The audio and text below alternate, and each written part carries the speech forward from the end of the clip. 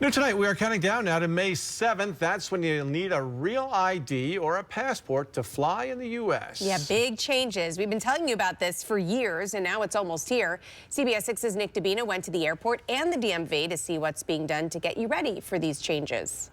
I was told when I got on the plane coming here that I would no longer be able to use my current license.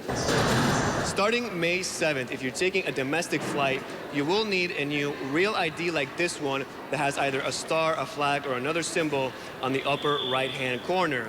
If you don't have one, you can expect to face additional screenings. What you don't want to do is have this one on May 7th coming through the checkpoint, because you see in the upper right-hand corner, it says not for federal purposes. The TSA says without a real ID or enhanced driver's license, agents will ask for a passport, passport card, global entry, or military ID. The TSA says real ID has been around since 2005. What people may not realize is that on September 11th, when those 19 terrorists crashed the planes into the World Trade Center, the Pentagon, and the field of Pennsylvania, is that many of them had IDs that were based on fraudulent ID. The TSA says New York State is only about 40% compliant, which leads to scenes like this at the DMV.